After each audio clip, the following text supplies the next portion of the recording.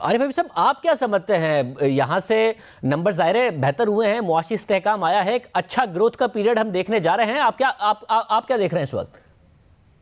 नहीं, मुझे तो लगता है कि जो है वो जो स्टेट बैंक का नंबर जो है वो मुझे ज्यादा रियलिस्टिक और अचीवेबल लगता है। इसलिए कि जो अभी तक लार्ज स्केल मैन्युफैक्चरिंग के जो नंबर्स आए हैं, वो नंबर जो है वो काफी इंकरेजिंग है और आगे जाके मुझे लग रहा है कि वो नंबर और बेहतर होंगे, क्योंकि जो पिछले प्रीवियस पीरियड का जो है वो बेस जो है वो काफी लो है। तो उसकी वजह से जो है वो आपको बेटर नंबर आएंगे। तो मुझे लग रहा है कि ग्रोथ के नंबर भी जो है वो सेटिस्फैक्टरी होंगे।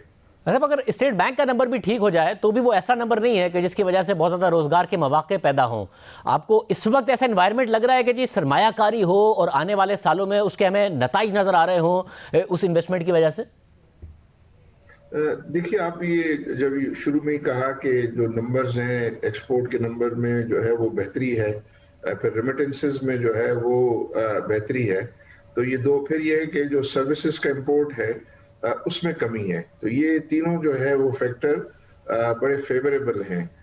तो उस हिसाब से, और फिर ये है कि जो पोस्ट कोविड जो स्टेट बैंक ने कुछ जो फाइनेंसिंग फैसिलिटीज अवेलेबल की हैं, पर्टिकुलरली जो टर्फ जो है वो बहुत ही कम रेट पर उन्होंने नई इन्वेस्टमेंट के लिए जो फैसिलिटी दी है, वो तकरीबन आप पढ़ते होंगे कि 270 बिलियन से ज्यादा की तो जो है वो डिसबर्समेंट हो गई है।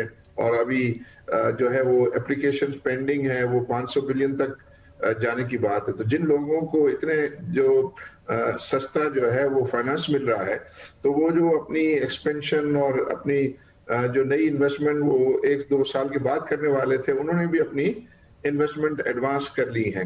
तो उसकी वजह से जो है हम ये देख रहे हैं कि लोग जो है वो एलसीज वगैरह जो है वो खोल रहे हैं, अपनी एक्सपेंशन कर रहे हैं।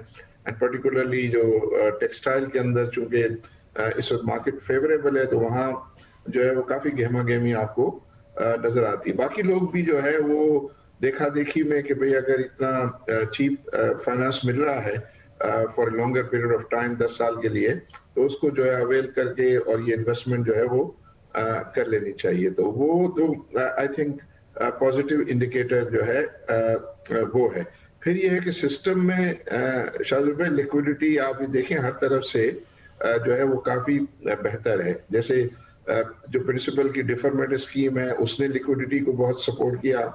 फिर ये जो है सैलरी फाइनेंसिंग है, उसने सपोर्ट किया।